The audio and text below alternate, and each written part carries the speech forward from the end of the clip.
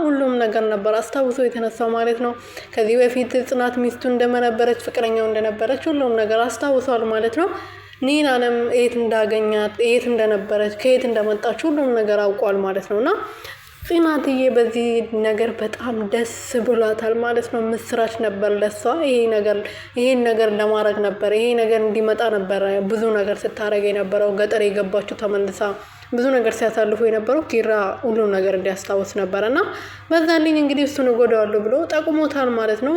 ጋሽዬም እንደዛ ስሉ ነበረ ጠላቶቻችን አንተን ለመጉዳት ቢመቱህም ጥሩ ነገር ነው ይዞልን የመጡት ቢያንስ ትጉስታን ብዙ ነገር ልጄ ሳቋን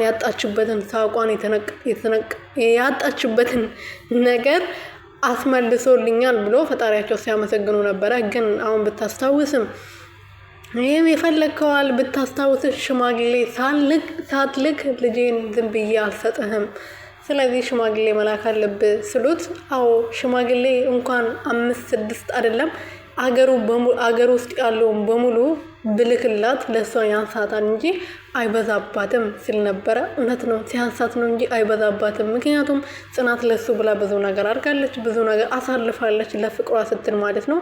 ኪራስ ረስቶ ራሱ ድጋሜ እሷን ነበር ያፈቀረው። ኒናዬ ራሱ ዛሬ እያለች ነበር የድራማው ድምቀት ማለት ነው። እሷ እዚህ ድራማው ውስጥ ባትመጣ ኖሮ ድራማው በጣም ነበር የሚያስጠላው። አሁንም እየተንዛዛ ነው አስጠልቶበታል በጣም ቆይቷል። እነሱ ግን መቼም አንተውም ብሏል። እውነት ነው ደግሞ ቢተው አሁን ቢለቁ በሌላ ድራማ ቢመጡ ላይታይላቸው ይችላል።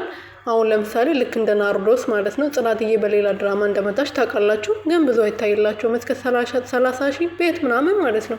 እንደ ጽናት የታየ ድራማ የለምና ለዛ ይመስለኛል ያላቆሙት።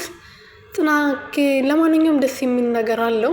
ሰንዬ እንግዲህ አዋፋው አያርፍም። የኔ ምን ልበላት መናታችሁ እንዴት እንደምታዝናናኝ አስጨናቂ ዛሬ ማግኝቷት ነበርና በጥፊ ሲቀጠቅጣት ነበረ። አንተን ያስደፈርከኝ ብሎ ልጁ ሲቆጣው ነበር። ልጁ ደግሞ ከሰንዬ ፍቅር ይዞታል ይመስለኛል። በጣም እያዘነላት ነው። እሷ ደግሞ እሱ እንደሚያዘንላት ስለምታውቅ እሱ ላይ በጣም ታውራለች ምናምን መልስ ትመልስለታለች። እኔ እንደማዝንሽ ስለምታውቂ ነው እኔ ላይ እንደዚህ አፍሽን የምትካፈችው ብሎ እሱም ሲጠይቅ ነበረ። እኔን አትፈሪኝም እንድትፈሪኝ ግን እኮ ማድረግ እችላለሁ። እኔ ስላዘንኩልሽና በጣም መወዳት እህቴ ስላለች አንቺ እንድትጎጂ ስለማልፈልግ ግዴታ ስለሆነብኝ ነው አንቺን አግቼ እዚህ ጋር እያስቀመጥኩሽ ያለሁት እንጂ አንቺን መጉዳት ብፈልግ ልክ እንደ አስጨናቂ አንቺን መምታት ብፈልግ እመታሻለሁ። ግን እኔ እህቴ ስለማከብርሽ እንድትጎጂ ስለማልፈልግ ነው። አንቺ ደግሞ አፍሽ ዝም ማለት አይችልም። ስለዚህ አፍሽን እባክሽ ተቆጣጠሪው ወይም ደግሞ እውነተኛውን ወረቀቱን አስጨናቂ እንግዲህ እስከዛሬ ድረስ እኔ እውነት እንትን አላልኩትም ነበርና አስጨናቂ ለካ የእውነተኛ የኪራ ወንድም ነው። የቤቱን ካርታ ፈልጎ ነው የመጣው።